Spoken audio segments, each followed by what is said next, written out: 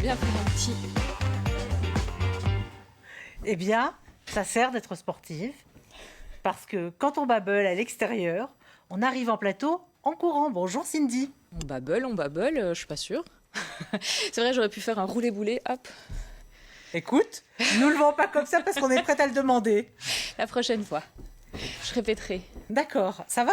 C'est bon, je suis installée. Voilà, Cindy est avec nous. Elle nous parlera tout à l'heure des Shazam du green, des Shazam des arbres.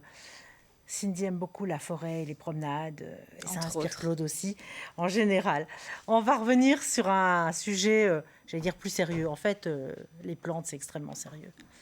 Patrick, bonjour, rebonjour. Tu es Monsieur Fun for Good. Absolument, Et- je viens avec le sujet sérieux. Je suis Tu toujours viens un avec peu le embêté. sujet sérieux, mais en même Ouais. temps, good On sérieux. va essayer de l'égayer quand même un petit On peu. va essayer de l'égayer et puis on va continuer à parler de choses un peu sympas et intéressantes. On cause impact quand on est ensemble. Tu nous as présenté il y a quelques instants assez rapidement Dorsan Vanek. Je te propose de le présenter un petit peu plus sérieusement ou un peu plus, de façon un peu plus complète. Voilà, j'ai les mots qui bug aujourd'hui. Ok, mais il se présentera mieux que moi. Hein, mais donc Dorsan est le CEO d'une compagnie d'assurance qui s'appelle Atora. Et la raison pour laquelle on l'a invité sur le plateau aujourd'hui, c'est pour parler d'une initiative où on va mobiliser le monde de la finance pour que ensemble on aille plus loin, c'est-à-dire faire bouger un petit peu plus les lignes pour aller vers plus de durabilité dans les placements. Et nous, on est convaincus, et certainement que Dorsan aussi, puisque c'est son initiative, qu'en se mettant ensemble, en fait, il n'y a plus de concurrents, il n'y a plus de compétiteurs. On fait des choses ensemble et on fait des belles choses, du coup. Voilà. Ça, c'est pas mal. C'est un bon début. Ouais, on dirait un dessin animé en fait. C'est Bah. bien. T'en penses quoi, Cindy? Happy end. Happy end, voilà. Mais pour le happy end, il faut partir un petit peu au début. Parce qu'en C'est fait, ça.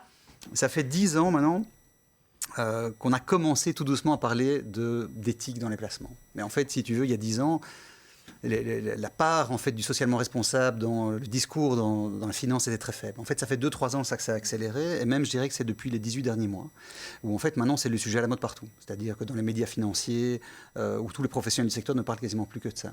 Alors, tu vas nous parler maintenant de placement éthique, tu viens de le Ouais. dire, mais aussi de façon de sensibiliser là-dessus.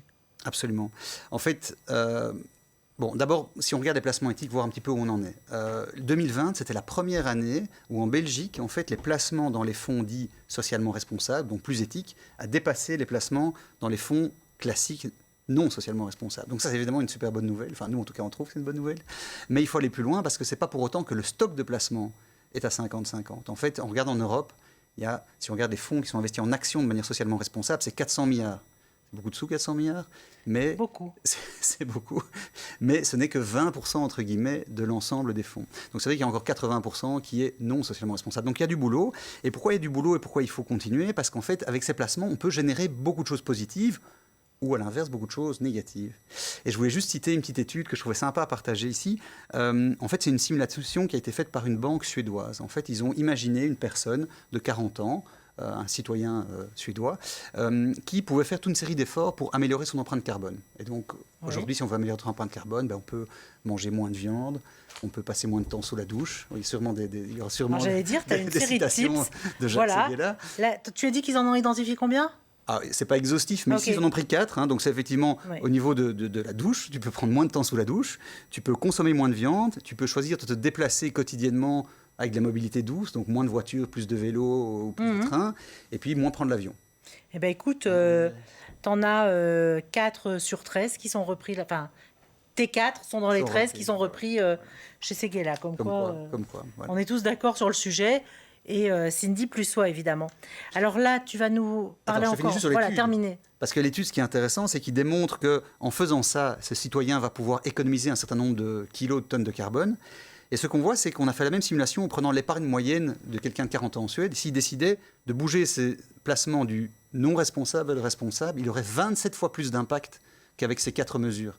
Alors, ça ne veut pas dire qu'il ne faut pas manger moins de viande, etc. Mais ça veut dire qu'en fait, on a vraiment La beaucoup finance de peut avoir pouvoir. du sens aussi. Voilà, et donc de responsabilité. Ce serait dommage, en fait, d'investir en n'étant pas aligné avec ce qu'on fait habituellement. Bien sûr. Par contre, c'est difficile pour les personnes, tout un chacun, de se dire mais comment est-ce que je peux investir de manière durable? Et en fait, ça, c'est l'idée justement du sujet d'aujourd'hui, c'est de se dire comment est-ce qu'on va pouvoir mobiliser le secteur pour mieux informer l'épargnant belge. Et à ce moment-là, il faut vraiment communiquer. Et c'est ce qu'on fait Voilà. pour expliquer, continuer à prêcher la bonne parole et expliquer que être responsable pour l'environnement, c'est évidemment avoir des douches moins longues, etc. Après, il y a un désavantage compétitif entre les filles et les garçons sur le shampoing et se rincer les cheveux. Moi, je dis ça, je dis rien. Je sais pas ce que tu en penses, Cindy. Je pense qu'entre la coupe de cheveux de Claude ou de Jérémy qui arrivera tout à l'heure et nous qui devons quand même bien rincer les shampoings, il y a un truc de triche sur lequel on n'est pas responsable. Il y a un degré de tolérance pour... C'est ça. Ouais, il y a surtout un degré de rinçage. Un degré de rinçage. Mais au-delà de ça, c'est important de savoir que la finance peut aussi aller dans le bon sens. Exactement, et elle doit le faire. Et donc, pour ça, pour nous, il y a deux choses qui semblent essentielles. D'abord, il faut donner un cadre. Et donc ça a commencé au départ au niveau européen, puis ça s'est traduit dans différents pays, dont en Belgique, avec un label qui est le cahier de charge minimum, pour éviter que tout le monde se dise, je mets un peu de peinture verte sur mon fonds de placement, et je dis que c'est éthique. Et ça, c'est quelque chose qui va devenir de plus en plus compliqué, parce qu'il y a ces normes et ce cahier de charge. En Belgique, on a choisi un nom facile. Ça s'appelle Towards Sustainability. Vu qu'on parle deux langues en Belgique, on a décidé de choisir l'anglais. Oui, pourquoi pas. Imprononçable. Donc voilà. Oui. Mais par contre, c'est un label. On sait l'écrire. On sait l'écrire. Et c'est très intéressant ce label, parce que ça permet justement de s'assurer, quand on est un investisseur, que si on choisit un fonds qui a ce label, qu'il y a quand même ce minimum de cahier de charge et d'exigence. Et c'est vraiment un cahier des charges responsable. Responsable. Et puis, oui. Et donc, tu vas nous parler à partir de là d'une initiative avec ton invité, j'imagine. Exactement. Parce que la deuxième chose importante, c'est de pouvoir conseiller. Il faut être bien conseillé. Et donc, sous tout ce label, il faut pouvoir le comprendre. Et il est important que le conseiller qu'on puisse aller voir, dans le cas qui nous concerne, ce sont des courtiers en placement, mais puisse être au fait de ces sujets et puisse l'expliquer correctement à leurs clients. Alors, expliquer les produits financiers en question, mais expliquer aussi le label, j'imagine. Exactement. Oui, tout à fait. Donc, effectivement, on remarque qu'on a un rôle évidemment à jouer parce qu'on active l'épargne fondamentalement, on active les investissements, mais encore faut-il que les clients soient bien informés et qu'ils sachent de quoi ils parlent. Et pour ça, on a un rôle qui va un petit peu plus loin que juste le conseil, c'est la sensibilisation et l'information. On est un acteur majeur sur les produits de placement en Belgique.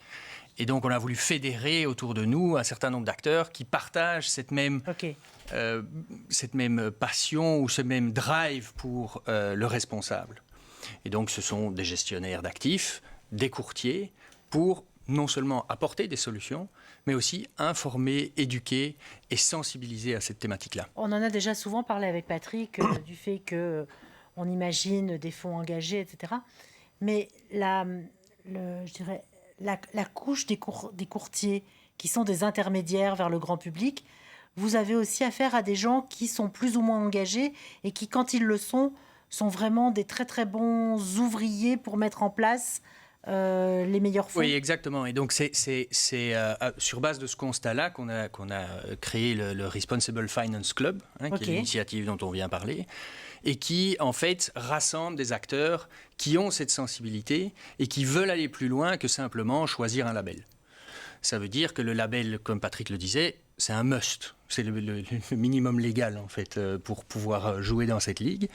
Mais on veut s'engager et aller plus loin. Ça veut dire être acteur plutôt que de profiter d'un cadre. Et donc, ça veut dire que les gestionnaires d'actifs, ils ont ces labels qui sont indispensables, mais nous, on va aller rencontrer leurs équipes de gestion pour voir comment ils le font, c'est quoi leur approche. Est-ce qu'ils pensent ce qu'ils disent, est-ce qu'ils disent ce qu'ils pensent. Et de même, les courtiers, eux, s'engagent avec nous à promouvoir ce genre de solutions, à en informer leurs clients et au moins leur dire, vous savez, tout comme Patrick vient de l'expliquer, vous avez beaucoup plus d'impact en activant votre épargne et vos placements que en prenant moins de douches, etc., même si on fait des efforts. Disons que l'intérêt de la douche reste démontré. Oui, et puis qu'on doit continuer à se laver les cheveux. Oui, et puis que c'est un effort combiné, je pense.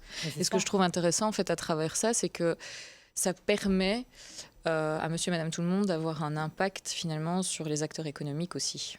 Oui, exactement. C'est un vecteur. Et en fait, c'est un des points fondamentaux de l'initiative qu'on prend, c'est qu'en dehors du fait de distribuer et promouvoir, on veut réellement avoir cet impact et de pouvoir traduire ça dans quelque chose de très concret. Donc ça veut dire que nous, on met tout en place pour promouvoir, mais ça veut dire aussi que les fonds en question vont investir là où c'est nécessaire. Bien sûr. Et c'est vraiment une approche qui est très importante parce que nous, en tant qu'assureurs, on a de toute façon un rôle dans la société vu qu'on est le relais de la sécurité sociale. Mais ici, en plus, on peut utiliser ce rôle pour aller créer une dimension supplémentaire et d'activer cette épargne pour ce en quoi on croit. Ouais. Et ça, c'est super parce que c'est très enthousiasmant, non seulement pour nos partenaires, pour nos clients, pour nos gestionnaires de fonds, mais aussi pour tout le personnel. parce que ça donne beaucoup de sens à tout ce qu'on fait.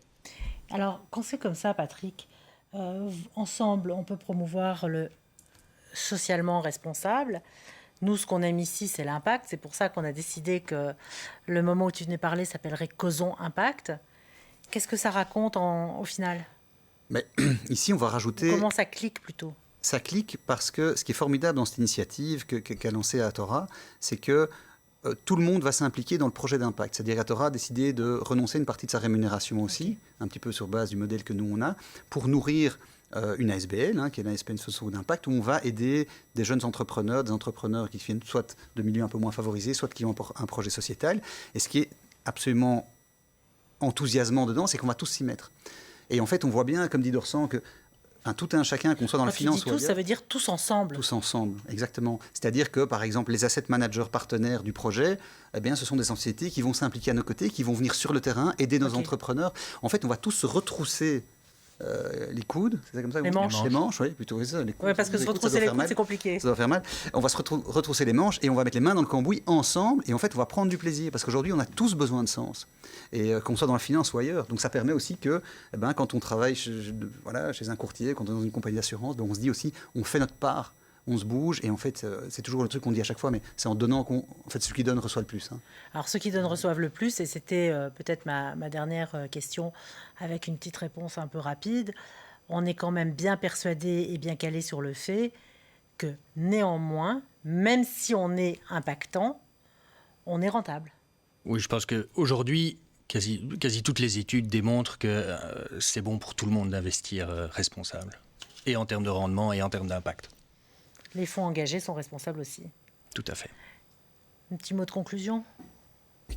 Faisons de l'impact ensemble. Franchement, on va se faire beaucoup de bien et vraiment se faire plaisir. Je pense qu'on reviendra peut-être à l'occasion. On vous donnera des nouvelles de ce qu'on a pu réaliser, mais on va être vraiment sur le terrain. Donc c'est ça qui me. Oui, ça, on veut bien voir aussi les réalisations. Des images et non seulement les images, mais aussi le fait que ce soit des projets rentables d'un point de vue financier pour ceux qui y vont, parce que s'ils y vont avec le cœur, mais que d'un seul coup, ça pose un problème de finances, ça n'ira pas longtemps. Non. Enfin, ça, c'est mon point de vue de néophyte. Mais on voit ça se traduit dans les chiffres, tout simplement. Sur l'année écoulée, eh bien, il y a plus de la moitié des nouveaux investissements qui ont été dans des investissements labellisés responsables.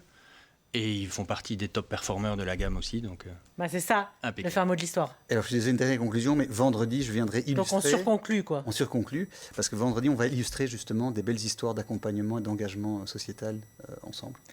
Donc tu as bien compris le sens de la conclusion. C'est le dernier qui a parlé, qui a raison. Patrick, tu as tout à fait raison. De toute façon, on se retrouve dans quelques jours pour continuer là-dessus et illustrer.